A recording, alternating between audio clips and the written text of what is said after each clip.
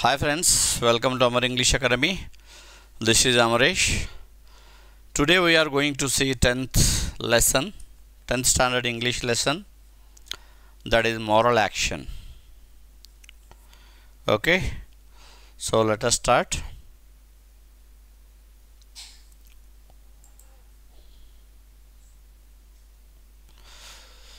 What is moral action?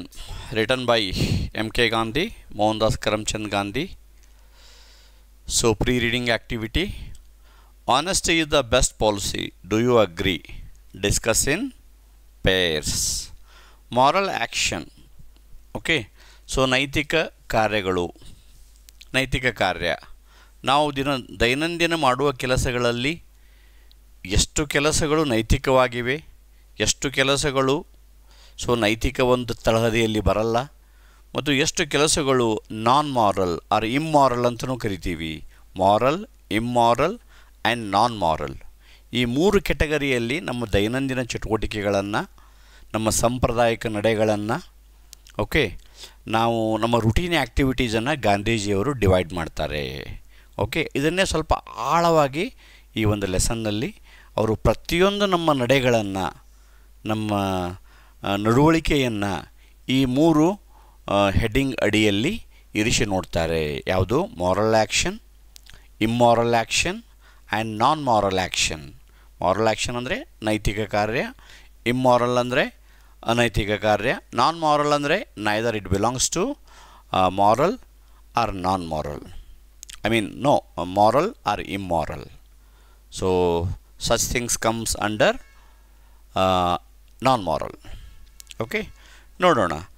Honesty is the best policy. So ಪ್ರಾಮಾಣಿಕತೆ ಒಂದು honesty is the best policy, ಪ್ರಾಮಾಣಿಕತೆ ಒಂದು ಒಳ್ಳೆಯ ಇದು ಅಂತ ಹೇಳ್ತಾರೆ. ಸೊ ಅದನ್ನು ನೀವು ಒಪ್ತೀರಾ, ಅದನ್ನು ಡಿಸ್ಕಸ್ ಮಾಡಿ ಅಂಥೇಳಿ ಪ್ರೀ ರೀಡಿಂಗ್ ಆ್ಯಕ್ಟಿವಿಟಿಲಿ ಕೊಟ್ಟಿದ್ದಾರೆ. ಸೊ ಅದನ್ನು ನೋಡಿ ನೀವು. ಓಕೆ, ನಾವು ಆನೆಸ್ಟ್ ಆಗಿರಬೇಕಾಗಿದ್ದು ಎಷ್ಟು ಅವಶ್ಯಕ. ಓಕೆ, ಇವಾಗ ನಾವು ಯಾವ ರೀತಿ ಒಂದು ಪರಿಸ್ಥಿತಿ ಬಂದಿದೆ ಅಂದರೆ, ಆನೆಸ್ಟಿ ಮನುಷ್ಯನ ಸಹಜ ಗುಣ ಮತ್ತು ನಿಜವಾದ ಗುಣ. ಪ್ರತಿಯೊಬ್ಬರೂ ಆನೆಸ್ಟ್ ಆಗಿ ಇರಲೇಬೇಕು ಅಂಥೇಳಿ ನಾವು ಎಕ್ಸ್ಪೆಕ್ಟ್ ಮಾಡ್ತೀವಿ. ಆದರೆ ಇವಾಗ ಈಗಿನ ಪರಿಸ್ಥಿತಿಯಲ್ಲಿ honesty became best policy. It is not actually best policy, it is a policy every one has to follow. ಅದು ಒಂದು ಪಾಲಿಸಿ, ಅದು every one should follow that as a human being. Okay, we should be honest. Okay, so compare to the other living beings, human is less honest. Okay, so other animals, they are more honest than human being. ನಾವು ಮನುಷ್ಯ ಅತ್ಯಂತ intelligent animal ಅಂತ ನಾವು ಹೇಳ್ತೀವಿ, but ಅವನಲ್ಲಿ ನೈತಿಕತೆ ಭಾಳ ಕಮ್ಮಿ ಇದೆ ಪ್ರಾಣಿಗಳಿಗೆ ಹೋಲಿಸಿದರೆ ಅಂತ ಅನ್ನಿಸ್ತದೆ. Let us see the lesson. When can it be said that a particular action is moral? ಒಂದು ಕೆಲಸವನ್ನು ಯಾವಾಗ ನಾವು ಮಾರಲ್ ಅಂತ ಹೇಳ್ಬೋದು? In asking this question, the intention is not to contrast moral with immoral actions. Okay, ಈ ಪ್ರಶ್ನೆಯನ್ನು ಕೇಳುವಾಗ ಮಾರಲ್ಲು immoral ಬಗ್ಗೆ ಒಂದು ಪ್ರಶ್ನೆಯನ್ನು ಮೂಡಿಸುವುದು, ಗೊಂದಲವನ್ನು ಮೂಡಿಸುವುದು ಉದ್ದೇಶ ಅಲ್ಲ, but to consider many of our everyday actions against which nothing can be said from the conventional standpoint and which some regard as moral. ನಮ್ಮ ದೈನಂದಿನ ಚಟುವಟಿಕೆಗಳನ್ನು ನಾವು ನೋಡಿದಾಗ ಈ ರೀತಿ ಕನ್ವೆನ್ಷನಲ್ ಸ್ಟ್ಯಾಂಡ್ ಪಾಯಿಂಟ್ ಅಂದರೆ ಸಾಂಪ್ರದಾಯಿಕ ನಡವಳಿಕೆಗಳು ಏನದಾವ, ಸಾಂಪ್ರದಾಯಿಕ ಪದ್ಧತಿಗಳು, ನಮ್ಮ ಹಿರಿಯರಿಂದ ಬಂದಂಥವು ಅಥವಾ ನಾವೇ ರೂಢಿಸಿಕೊಂಡಂಥವು, ಈ ರೂಢಿಯಲ್ಲಿರುವ ಕೆಲಸಗಳೇನದಾವ, ಇದನ್ನೆಲ್ಲ ನೋಡಿದಾಗ all these activities doesn't come under moral bucket, moral action. ಇವು ಮಾರಲ್ ಆ್ಯಕ್ಷನ್ ಅಂಡರಲ್ಲಿ ಬರಲ್ಲ. Most of our actions are probably non-moral. So whatever actions we are doing since morning to evening, okay, throughout the year or throughout the life, so most of them can be considered as a non-moral, in the sense they are neither moral nor immoral. They do not necessarily involve morality. ಅವುಗಳಲ್ಲಿ ನೈತಿಕತೆ ಇದೆ ಅಂತ ಅನಿಸಲ್ಲ. For the most part, we act according to the prevailing conventions. Prevailing conventions ಅಂದರೆ ಈ ಸಾಂಪ್ರದಾಯಿಕವಾಗಿ ನಡೆದು ಬಂದಂಥ ಒಂದು ಪದ್ಧತಿಗಳು, ಅದರ ಪ್ರಕಾರ ನಾವು ಕೆಲಸ ಮಾಡ್ಕೊಂಡು ಹೋಗ್ತೀವಿ. So it cannot be considered as a moral. Such conventional behaviour is often necessary.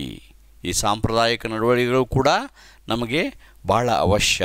ಈ ನಮ್ಮ ಹಿರಿಯರು ಹಾಕಿಕೊಟ್ಟಂಥ ಕೆಲವೊಂದು ಪರಂಪರೆ, ಕೆಲವೊಂದು ಸಂಸ್ಕಾರ ಅವೆಲ್ಲ ಕೂಡ ನೆಸಸರಿ ಅಂತ ಹೇಳ್ತಾರೆ. If no such rules are observed, anarchy would be the result. ಈ ಥರ ಒಂದು ಕಟ್ಟುಪಾಡು, ಕೆಲವೊಂದು ನಾವು ರಿಸ್ಟ್ರಿಕ್ಷನ್ ಹಾಕಿಕೊಳ್ಳದೆ ಹೋದರೆ ಸಮಾಜದಲ್ಲಿ ಅರಾಜಕತೆ ತಾಂಡವಾಡುತ್ತೆ. ನಮ್ಮ ಹಿರಿಯರು ಹಾಕಿಕೊಟ್ಟಂಥ ಕೆಲವು ಮಾರ್ಗದಲ್ಲಿ ನಾವು ನಡೆಯೋದು ಒಳ್ಳೆಯದೇ. ನಮ್ಮ ಸಾಂಪ್ರದಾಯಿಕವಾಗಿ ಬಂದಂಥ ಆಚರಣೆಗಳು ಜಾರಿಯಲ್ಲಿ ಇರುವುದು, ಅದನ್ನು ನಾವು ಅಳವಡಿಸಿಕೊಳ್ಳೋದು ಒಂದು ರೀತಿಯಲ್ಲಿ ಒಳ್ಳೆಯದೇ ಆಗಿದೆ. Still the mere observance of custom and usage cannot properly be called morality. Mere ಅಂದರೆ ಓನ್ಲಿ. ಓಕೆ, ಆ ಹಳೆಯ ಸಂಪ್ರದಾಯಗಳನ್ನು ಆಚರಣೆಗೆ ತರುವುದು ಅಥವಾ ರೂಢಿಯಲ್ಲಿ ಇಟ್ಕೊಳ್ಳೋದನ್ನು ಮಾತ್ರ ನಾವು ಮೊರ್ಯಾಲಿಟಿ ಅಂತ ಕರೀಲಿಕ್ಕೆ ಆಗಲ್ಲ. ಸಾಂಪ್ರದಾಯಿಕ ಪದ್ಧತಿಗಳಲ್ಲಿ ಮೊರ್ಯಾಲಿಟಿ ಇರಬೇಕಾದ ಅವಶ್ಯಕತೆ ಏನಿಲ್ಲ. ನಾವು ಅದನ್ನು ಯಾಕೆ ಮಾಡ್ತಿದ್ದೀವಿ? ಹಿರಿಯರಿಂದ ಬಂದಿದೆ, ಎಲ್ಲರೂ ಮಾಡ್ಕೊಂಡು ಬಂದಿದ್ದಾರೆ ಅಂಥೇಳಿ ಮಾಡ್ತೀವಿ. Will not do with those with a good intention. Okay, ಒಂದು ಒಳ್ಳೆಯ ಇಂಟೆನ್ಷನ್ ಇದ್ದಾಗ ಮಾತ್ರ ಅದು ಮೊರ್ಯಾಲಿಟಿ ಅನಿಸ್ಕೊಳ್ಳುತ್ತೆ. Move next. A moral act must be our own act. Moral act, ನೈತಿಕ ಕಾರ್ಯ ನಮ್ಮ ಸ್ವಂತದ್ದಾಗಿರಬೇಕು. Must spring from our own will. Okay, ನಮ್ಮ ಒಂದು ಸ್ವಪ್ರೇರಿತವಾಗಿ ಮನಸ್ಸಿನಿಂದ ಬಂದಂಥದ್ದಾಗಿರಬೇಕು, ನಮ್ಮ ಇಚ್ಛಾಶಕ್ತಿಯಿಂದ ಬಂದಂಥದ್ದಾಗಿರಬೇಕು. If we act mechanically there is no moral content in our act. ನಾವು ಮಷೀನ್ ಥರ ಮೆಕ್ಯಾನಿಕಲ್ಲಾಗಿ ಆ್ಯಕ್ಟ್ ಮಾಡಿದ್ರೆ ಅದರಲ್ಲಿ ಒಂದು ನೈತಿಕತೆಯ ವಿಷಯ ಅದರಲ್ಲಿರಲ್ಲ. Such action would be moral if we think it proper to act like a machine and do so. Okay, if we are acting with a sense of a duty, okay, with a sense of a willness, then it can be called moral. For in doing so we use our discrimination. ಅಲ್ಲಿ ಈ ಥರ ಮಾಡುವಾಗ discrimination ಇರಬಾರ್ದು. we should bear in a mind the distinction between acting mechanically and acting intentionally. we should bear in a mind, ನಾವು ತಲೆಯಲ್ಲಿ ಇಟ್ಕೊಳ್ಬೇಕಾಗುತ್ತೆ. So what is the difference between acting mechanically, mechanical act in the sense acting like a machine. ಸುಮ್ಮನೆ ಈ ಒಂದು robo ಹೆಂಗೆ ಕೆಲಸ ಮಾಡುತ್ತೆ, ನಾವು ಏನು ಫೀಡ್ ಮಾಡಿರ್ತೀವಿ ಅದಷ್ಟನ್ನು ನಿರ್ಭಾವಕವಾಗಿ ಮಾಡುತ್ತೆ, ಅದು ಬೇರೆ. ಆ್ಯಕ್ಟಿಂಗ್ ಇಂಟೆನ್ಷನಲಿ, ಮನಪೂರ್ವಕವಾಗಿ ಒಂದು ಕೆಲಸವನ್ನು ಮಾಡೋದು ಬೇರೆ. ಅವು ಎರಡರ ಮಧ್ಯೆ ಇರುವ ಡಿಫರೆನ್ಸು ನಮಗೆ ಗೊತ್ತಿರಬೇಕು. It may be moral of a king to pardon a culprit. ಒಬ್ಬ ಕಲ್ಪ್ರಿಟನನ್ನು, ಅಪರಾಧಿಯನ್ನು ಕ್ಷಮಿಸೋದು ರಾಜನ ನೈತಿಕತೆ ಆಗಿರಬಹುದು. But the messenger bearing the order of a pardon plays only a mechanical part in the king's moral act. ಆ ಮೆಸೆಂಜನ್ನು ತೆಗೆದುಕೊಂಡು ಹೋದಂಥ ಒಬ್ಬ ದೂತ ಏನಿರ್ತಾನೆ, ಅವನು ಆ ಮೆಸೇಜನ್ನು ಒಯ್ದೇನು ತಲುಪಿಸ್ತಾನಲ್ಲ, ಅದು ಬರೀ ಒಂದು ಮೆಕ್ಯಾನಿಕಲ್ ಆ್ಯಕ್ಟ್ ಆಗಿರುತ್ತೆ. ಕಿಂಗ್ನ ನೈತಿಕ ವಿಷಯದಲ್ಲಿ ಇದು ಒಂದು ಮೆಕ್ಯಾನಿಕಲ್ ಆ್ಯಕ್ಟ್ ಆಗಿರುತ್ತೆ, ಹೊರತಾಗಿ ಮಾರಲ್ ಆ್ಯಕ್ಟ್ ಆಗಿರಲ್ಲ. But if the messenger were to bear the king's order considering it to be his duty, his action would be moral one. Okay, ಆ ಸುದ್ದಿಯನ್ನು ತಲುಪಿಸುವಂಥ ಕೆಲಸ ನನ್ನ ಕರ್ತವ್ಯ, ಅದನ್ನು ನನ್ನ ಪ್ರಾಮಾಣಿಕವಾಗಿ ಮಾಡೋದು ನನ್ನ ಒಂದು ಕೆಲಸ ಅಂಥೇಳಿ ಅವನು ಅಷ್ಟೇ ಶ್ರದ್ಧೆ ಮತ್ತು ಪ್ರೀತಿಯಿಂದ ಆ ಕೆಲಸವನ್ನು ಮಾಡಿದ್ರೆ ಆವಾಗ ಅದು ಮಾರಲ್ ಅಂತ ಅನಿಸಿಕೊಳ್ಳುತ್ತೆ. How can a man understand morality who does not use his own intelligence and power of thought? ಮನುಷ್ಯ ನೈತಿಕತೆಯ ಬಗ್ಗೆ ಯಾವ ರೀತಿ ತಿಳ್ಕೊಳ್ಳಲಿಕ್ಕೆ ಸಾಧ್ಯ? ಯಾವ ಮನುಷ್ಯ ತನ್ನ ಸ್ವಂತ ಜಾಣ್ಮೆ ಮತ್ತು ವಿಚಾರದ ಶಕ್ತಿಯನ್ನು ಅರ್ಥ ಮಾಡಿಕೊಂಡಿಲ್ಲ. The person who doesn't understand his own intelligence and power of thought, he can't understand morality ಅಂತ ಗಾಂಧೀಜಿ ಹೇಳ್ತಾರೆ. But lets himself be swept along like a log of a wood by a current. ಅಂಥವ್ರು ಏನು ಮಾಡ್ತಾರೆ, ಈ ಪ್ರವಾಹದಲ್ಲಿ ಯಾವ ರೀತಿ ಒಂದು ಕಟ್ಟಿಗೆ ತುಂಡು ಕೊಚ್ಕೊಂಡು ಹೋಗುತ್ತೆ ಆ ರೀತಿ ಕೊಚ್ಚಿಕೊಂಡು ಹೋಗಲ್ಪಡ್ತಾರೆ. ಸ್ವೆಪ್ಟ್, ಓಕೆ, ಕೊಚ್ಚಿಕೊಂಡು ಹೋಗಲ್ಪಡ್ತಾರೆ ಬೈ ಎ ಕರೆಂಟ್. ಕರೆಂಟ್ ಅಂದರೆ ಒಂದು ಪ್ರವಾಹ. Sometime a man defies convention and acts on his own with a view to doing absolute good. ಕೆಲವೊಂದು ಸಲ ಮ್ಯಾನ್ ಅಪೋಸಸ್ ದ ಕನ್ವೆನ್ಷನ್, ಸಾಂಪ್ರದಾಯಿಕ ನಡವಳಿಕೆಯನ್ನು ಮೀರಿ ತನ್ನ ಒಂದು ಸ್ವಂತ ಇಚ್ಛಾಶಕ್ತಿಯ ಮೇಲೆ ಕೆಲವೊಂದು ಕೆಲಸವನ್ನು ಮಾಡ್ತಾನೆ, ಒಳ್ಳೆಯ ಕೆಲಸವನ್ನು. Such a great hero was Wendell Phillips. ಇಲ್ಲಿ ವೆಂಡೆಲ್ ಫಿಲಿಪ್ಸ್ನ ಎಕ್ಸಾಂಪಲ್ ಕೊಟ್ಟು ಅವನು ಅಂಥ ಒಬ್ಬ ನಿಜವಾದ ಅರ್ಥದಲ್ಲಿ ನಾಯಕ ಅಂತ ಗಾಂಧೀಜಿಯವರು ಹೇಳ್ತಾರೆ. Addressing an assembly of a people, ಒಂದು ಸಲ ಜನರನ್ನು ಅಡ್ರೆಸ್ ಮಾಡುವಾಗ ಫಿಲಿಪ್ಸ್ ಹೇಳ್ತಾನೆ, he once said, till you learn to form your own opinions and express them. ಎಲ್ಲಿ ತನಕ ನೀವು ನಿಮ್ಮ ಸ್ವಂತ ಅಭಿಪ್ರಾಯಗಳನ್ನು ಹೊಂದಿರಲ್ಲ ಮತ್ತು ಅದನ್ನು ಧೈರ್ಯವಾಗಿ ವ್ಯಕ್ತಪಡಿಸಲ್ಲ. I do not care much what you think of me. ಅಲ್ಲಿ ತನಕ ನಾನು ನಿಮ್ಮ ಬಗ್ಗೆ, ನೀವು ನನ್ನ ಬಗ್ಗೆ ಏನು ಅನ್ಕೋತೀರಿ ಅನ್ನೋದ್ರ ಬಗ್ಗೆ ನಾನು ವಿಚಾರನೆ ಮಾಡಲ್ಲ. ಯಾಕಂದರೆ you yourself don't have any opinion and you don't have a daring to express your opinion clearly. Then why should I bother about what you will think about me. ನೀವು ನನ್ನ ಬಗ್ಗೆ ಏನು ವಿಚಾರ ಮಾಡ್ತೀರಂತ ನಾನು ಯಾಕೆ ಅದನ್ನು ವಿಚಾರ ಮಾಡಬೇಕು? ಎಲ್ಲಿಯವರೆಗೆ ನೀವು ಒಪಿನಿಯನನ್ನು, ಒಂದು ಸ್ವಂತ ಅಭಿಪ್ರಾಯವನ್ನು ನೀವು ಬೆಳೆಸಿಕೊಳ್ಳಲ್ಲ ಮತ್ತು ಅದನ್ನು ಒಂದು ಧೈರ್ಯವಾಗಿ ಎಕ್ಸ್ಪ್ರೆಸ್ ಮಾಡಲ್ಲ, ಅಲ್ಲಿಯ ತನಕ ನೀವು ನನ್ನ ಬಗ್ಗೆ ಏನು ಅಭಿಪ್ರಾಯ ಅದ ಅನ್ನೋದಕ್ಕೆ I least bothered about that, ನಾನು ಕಾಳಜಿನೇ ಮಾಡಲ್ಲ ಅದ್ರ ಬಗ್ಗೆ. Thus when we all care only for what our conscience says, we should only care for what our conscience says. ನಮ್ಮ ಅಂತರಾತ್ಮ ಏನು ಹೇಳ್ತದೆ, ನಮ್ಮ ಹೃದಯ ಏನು ಹೇಳ್ತದೆ, ಅದನ್ನು ಮಾತ್ರ ನಾವು ಕೇಳಬೇಕು. Then alone can we be regarded to have stepped on to the moral road. ಆವಾಗ ಮಾತ್ರ ನಾವು ಒಂದು ನೈತಿಕತೆಯ ಹಾದಿಯಲ್ಲಿ ಹೋಗಲಿಕ್ಕೆ ಶುರು ಮಾಡಿದ್ದೀವಿ ಅಂಥೇಳಿ ಕನ್ಸಿಡರ್ ಆಗ್ತದೆ.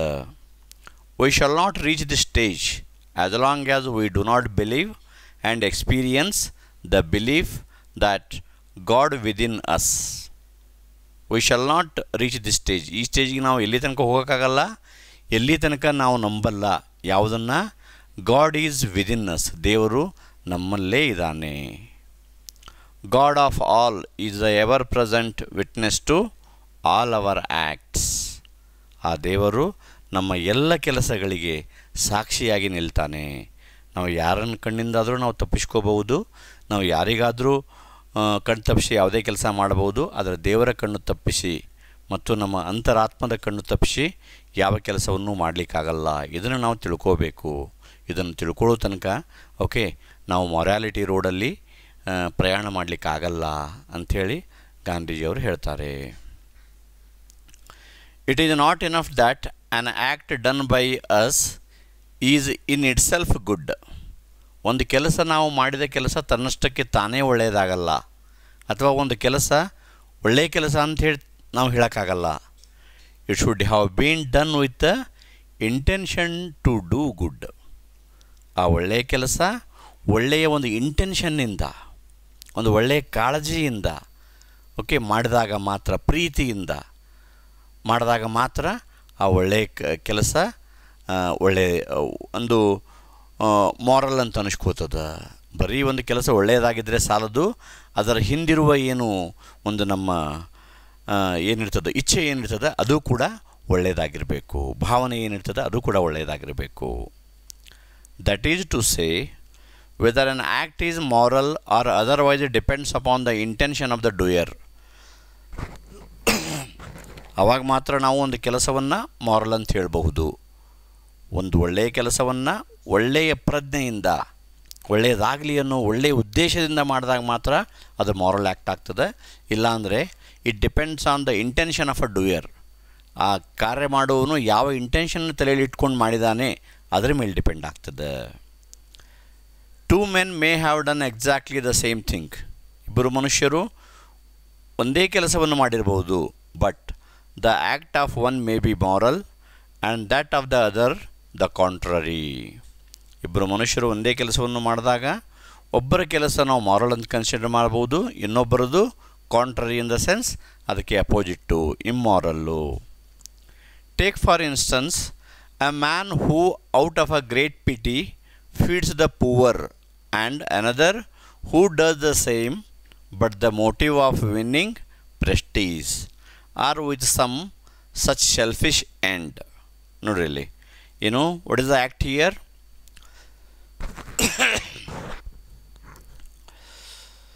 The man who out of great pity feeds the poor.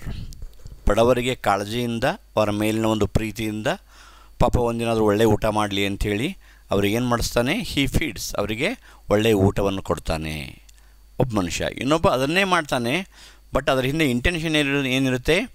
Motive of winning a prestige, ತನ್ನ ಗೌರವಕ್ಕೋಸ್ಕರ ಘನತೆಗೋಸ್ಕರ.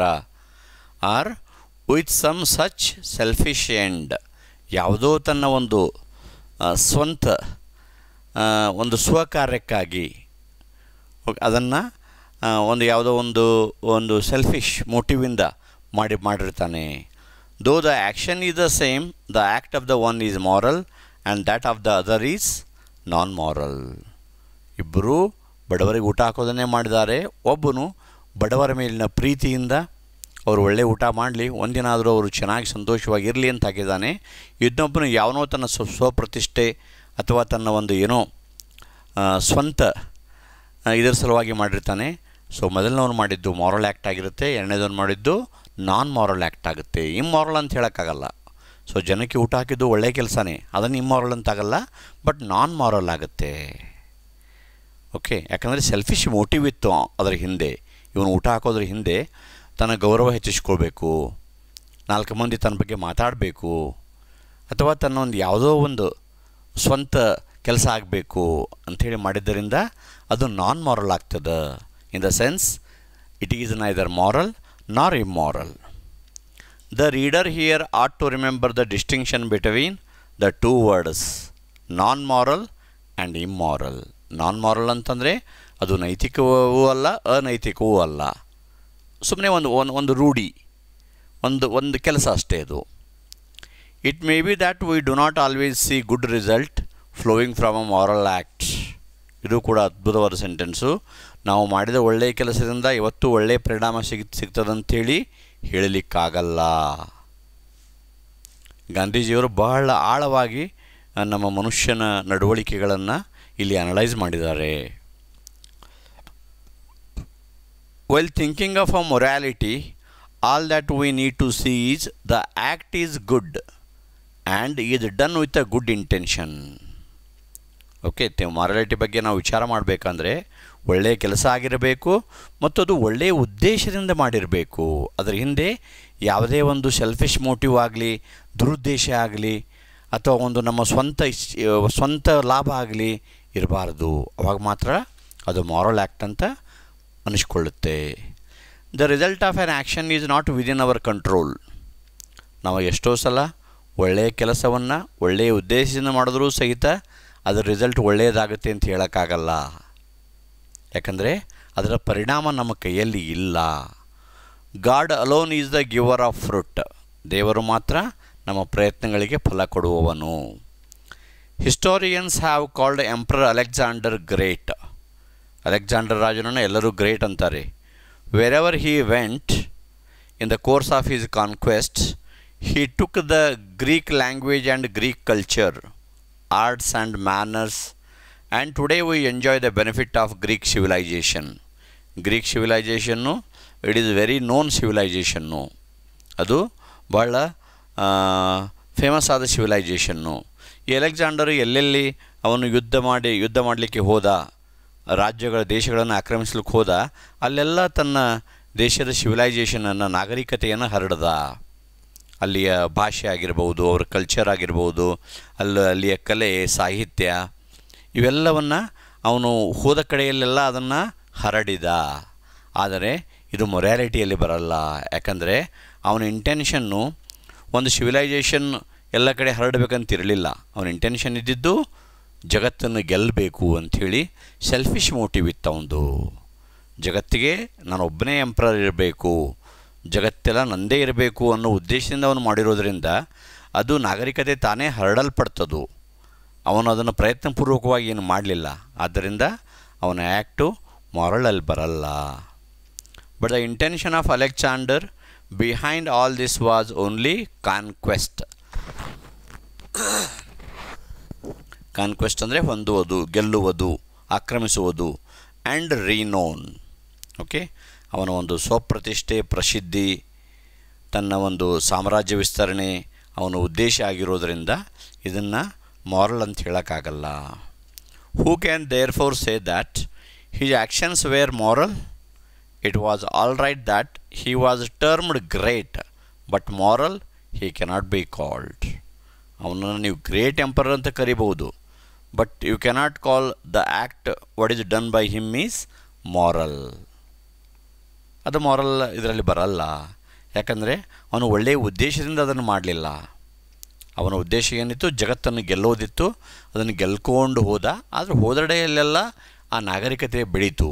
ಅವನ ಉದ್ದೇಶ ಒಳ್ಳೆಯದಾಗಿರೋದೋ ಇರೋದರಿಂದ ಅವನನ್ನು ನೀವು ಗ್ರೇಟ್ ಎಂಪರರ್ ಅಂತ ಕರಿಬಹುದು, ಹೊರತಾಗಿ you cannot call him as a moral person or whatever act done by him is moral act. These reflections prove that it is not enough for a moral act to have been done with a good intention, but it should have been done without compulsion. See, very important sentence. ಇಲ್ಲಿ ತನಕ ನಾವು ಏನು ನೋಡಿದ್ವಿ? The action should be good and the action should be done with a good intention. Then we can call it as a moral. Here Gandhiji adds one more point. It should have been done without any compulsion. ಅದು compulsion ಆಗಿರಬಾರ್ದು, ಮಾಡಬೇಕು ಅಂಥೇಳಿ ಯಾರೋ ಒತ್ತಾಯಪೂರ್ವಕವಾಗಿ ಮಾಡಂತ ಹೇಳಿದಾಗ ನಾವು ಅದನ್ನು ಮಾಡಿದ್ರೆ ಅದು ಅಗೇನ್ ಮೊರಾಲಿಟಿಯಲ್ಲಿ ಬರಲ್ಲ. ಒಳ್ಳೆಯ ಕೆಲಸ ಒಳ್ಳೆಯ ಇಂಟೆನ್ಷನಿಂದ ಮಾಡಿರಬೇಕು, ಮತ್ತು ಅದು ಯಾವುದೇ ಭಯ ಅಥವಾ ಒತ್ತಾಯದಿಂದ ಮಾಡಿರೋದಾಗಿರಬಾರ್ದು. It should spring from our own will. ನಮ್ಮ ಸ್ವಂತ ಇಚ್ಛಾಶಕ್ತಿಯಿಂದ ನಾವು ಅದು ಮಾಡಿದ್ದಾಗಿರಬೇಕು. ಆವಾಗ ಮಾತ್ರ ಅದು ಮಾರಲ್ ಅನ್ನಿಸ್ಕೊಳ್ಳುತ್ತೆ. ಯಾವುದೋ ಭಯದಿಂದ ಅಥವಾ ಯಾರ್ದೋ ಒತ್ತಾಯದ ಮೇರೆಗೆ ಅಥವಾ ಯಾವುದೋ ಆಶೆಯಿಂದ ಅದು ಹಾಗಾಗುತ್ತೆ, ಪುಣ್ಯ ಬರುತ್ತೆ, ಅದು ಬರುತ್ತೆ, ಸ್ವರ್ಗಕ್ಕೆ ಹೋಗ್ತೀವಿ, ಹೀಗೆಲ್ಲ ಮಾಡಿರೋದು once again it doesn't come under morality. There is no morality whatever in my act if I rise early out of the fear that if I am late for my office I may lose my situation. ನಾನು ಮುಂಜಾನೆ ಬೇಗ ಏಳೋದು morality ಇದರಲ್ಲಿ ಬರಲಿಕ್ಕಿಲ್ಲ. ಯಾಕಂದರೆ ನಾನು ಯಾವ ಭಯದಿಂದ ಬೇಗ ಎದ್ದಿದ್ದೀನಿ, ಆಫೀಸಿಗೆ ಲೇಟ್ ಆದರೆ ನನ್ನ ಕೆಲಸ ಕಳ್ಕೋಬೇಕಾಗತ್ತೆ ಅನ್ನೋ ಭಯದಿಂದ ನಾನು ಬೇಗ ಎದ್ದಿದ್ದೀನಿ. ಓಕೆ, ನಾನು ಆಫೀಸಿಗೆ ಕರೆಕ್ಟಾಗಿ ಆ ಒಂದು ಭಯದಿಂದ ಹೋಗಿದ್ದೀನಿ, ಹೊರತಾಗಿ ಒಂದು ಶಿಸ್ತು, ಪ್ರೀತಿ, ಕರ್ತವ್ಯ ಪ್ರಜ್ಞೆಯಿಂದ ಹೋಗಿಲ್ಲ. ಆದ್ದರಿಂದ ಅದು ಮೊರ್ಯಾಲಿಟಿಯಲ್ಲಿ ಬರಲ್ಲ. Similarly, there is no morality in my living a simple and unpretentious life if I have not the means to live otherwise. ಅದೇ ರೀತಿ ನಾನು ಒಂದು ಬಹಳ ಸರಳ ಜೀವನವನ್ನು ನಡೆಸ್ತಾ ಇದ್ದೀನಿ. ಅನ್ಪ್ರಿಟೆನ್ಷಿಯಸ್ ಅಂದರೆ ಯಾವುದೇ ನಟನೆ ಇಲ್ಲದ ಸರಳ ಜೀವನವನ್ನು ನಡೆಸ್ತಾ ಇದ್ದೀನಿ. ಆವಾಗ ಕೂಡ ಅದು ಮೊರಾಲಿಟಿ ಇದರಲ್ಲಿ ಬರಲ್ಲ. ಯಾಕಂದರೆ ಅದು ಬಿಟ್ಟು ಬೇರೆ ಹಾದಿ ನನಗಿಲ್ಲದೇ ಇದ್ದರೆ, ಈಗ ನಾನು ಬಡವ ಇದ್ದರೆ ನಾನು ಸರಳವಾಗಿ ಇರಬೇಕಾಗುತ್ತೆ. ಓಕೆ, ನಾನು ಬಡವನಿದ್ದು ನನಗೆ ಬೇರೆ ಯಾವುದೇ ಆಪ್ಷನ್ ಇಲ್ಲದೇ ಇದ್ದಾಗ, ಬೇರೆ ದಾರಿ ಇಲ್ಲದೇ ಇದ್ದಾಗ ನಾನು ಸರಳ ಜೀವನ ನಡೆಸಿದ್ರೆ it doesn't come under morality.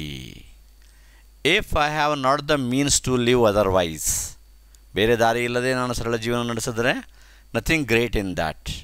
But plain simple living would be moral if though wealthy I think of all the want and misery in the world about me and feel that I ought to live a plain simple life. ನೋಡಿ, ನಾನು ಸಾಕಷ್ಟು ನನ್ನ ಹತ್ರ ಶಕ್ತಿ ಇದ್ದಾಗ, ಸಂಪತ್ತಿದ್ದಾಗ, ಒಳ್ಳೆಯ ಜೀವನ, luxurious ಜೀವನ ನಡೆಸುವಂಥ ಒಂದು ಸಾಧ್ಯತೆ ಎಲ್ಲ ಇದ್ದಾಗೂ ಸಹಿತ ನಾನು ಜಗತ್ತಿನ ಎಲ್ಲ ದುಃಖ, ನೋವು, ಬಡವರ ಒಂದು ಕಷ್ಟ ಇದನ್ನೆಲ್ಲ ನೋಡಿ ನಾನು ಸರಳ ಜೀವನ ಏನಾದರೂ ನಾನು ನಡೆಸಿದ್ರೆ ಓಕೆ, ಅದು ಮೊರ್ಯಾಲಿಟಿಯಲ್ಲಿ ಬರುತ್ತೆ. Simple life and not one to is and luxury. ಜಗತ್ತಿನ ದುಃಖ, ಬಡವರ ನೋವು ಇದನ್ನೆಲ್ಲಗಳನ್ನು ನೋಡಿ ನಾನೂ ಒಂದು ಸರಳ ಜೀವನವನ್ನು ನಡೆಸಬೇಕು, ಅವರಷ್ಟೇ ನಾನು ಸರಳವಾಗಿರಬೇಕು, ಎಲ್ಲಿ ತನಕ ಬಡವರೆಲ್ಲರೂ ಒಂದು ಒಳ್ಳೆಯ ಶ್ರೀಮಂತರಾಗಲ್ಲ ಅಲ್ಲಿ ತನಕ ನಾನು ಕೂಡ ಸರಳವಾಗಿ ಇರ್ತೀನಿ ಅಂತ ಏನಾದರೂ ಮಾಡಿದರೆ it comes under morality. Likewise it is only selfish and not moral of an employer to sympathise with his employees or to pay them higher wages lest they leave him. ಅದೇ ರೀತಿ ಒಬ್ಬ ಎಂಪ್ಲಾಯರು ತಮ್ಮ ಎಂಪ್ಲಾಯಿಗಳಿಗೆ ಒಳ್ಳೆಯ ವೇತನವನ್ನು ಕೊಡ್ತಾನೆ, ವೇತನ ಜಾಸ್ತಿ ಮಾಡ್ತಾನೆ. ಯಾಕೆ? They should not leave him. ಅವರು ತನ್ನ ಕಂಪನಿಯನ್ನು ಬಿಟ್ಟು ಹೋಗಬಾರ್ದು ಅಂತೇಳಿ ಏನಾದರೂ ಕೊಟ್ಟರೆ ಮತ್ತೆ ಅದು ಮೊರಾಲಿಟಿ ಅನಿಸಲ್ಲ. It would be moral if the employer wished well off them and treated them kindly, realising how he ಓಡ್ ಹೀಸ್ ಪ್ರಾಸ್ಪ್ಯಾರಿಟಿ ಟು ದೆಮ್. ಅದೇ ರೀತಿ ಅದೇ ಕಾಂಟ್ರರಿ ಸೈಡ್, ಅದೇ ಎಂಪ್ಲಾಯರು ಒಂದು ತಮ್ಮ ಎಂಪ್ಲಾಯಿಗಳನ್ನು, ನೌಕರರನ್ನು ಪ್ರೀತಿಯಿಂದ ಗೌರವದಿಂದ ಕಂಡು ಇವರಿಂದನೇ ನಾನು ಇವತ್ತು ಈ ಒಂದು ಸಂಪತ್ತು ಗಳಿಸಿದ್ದೀನಿ, ಈ ಸಂಪತ್ತಿನಲ್ಲಿ ಇವ್ರದ್ದು ಒಂದು ಪಾಲಿದೆ ಅಂಥೇಳಿ ಪ್ರೀತಿಯಿಂದ ವೇತನವನ್ನು ಜಾಸ್ತಿ ಮಾಡಿದರೆ ಅವ್ರ ಲೈಫ್ ಸ್ಟೈಲು ಇನ್ನೊಂದು ಸ್ವಲ್ಪ ಚೆನ್ನಾಗಿರಲಿ, ಅವ್ರ ಮಕ್ಕಳು ಸಹಿತ ಒಳ್ಳೆಯ ವಿದ್ಯೆಯನ್ನು ಕಲೀಲಿ, ಅವ್ರಿಗೂ ಒಂದು ಗೌರವಯುತವಾದ ಜೀವನ ನಡೆಸಲಿಕ್ಕೆ ಸಾಧ್ಯ ಆಗಲಿ ಅಂಥೇಳಿ ವೇತನ ಜಾಸ್ತಿ ಏನಾದರೂ ಕೊಟ್ಟರೆ ಅದು ಮೊರಾಲಿಟಿ ಅನ್ನಿಸ್ಕೊಳ್ಳುತ್ತೆ. ಅವರು ತನ್ನ ಕಂಪ್ನಿ ಬಿಟ್ಟು ಹೋಗಬಾರ್ದು ಅನ್ನೋ ಒಂದೇ ಉದ್ದೇಶದಿಂದ ಅವನು ಅವರಿಗೆ ಸಂಬಳ ಜಾಸ್ತಿ ಮಾಡಿದರೆ ಅದರಲ್ಲಿ ಮೊರಾಲಿಟಿ ಏನೂ ಬರಲ್ಲ ಅಂಥೇಳಿ ಗಾಂಧೀಜಿಯವರು ಹೇಳ್ತಾರೆ. ಸಚ್ ಎ ಬ್ಯೂಟಿಫುಲ್ ಲೆಸನ್, ಭಾಳ ಅದ್ಭುತವಾದ ಲೆಸನ್ನು.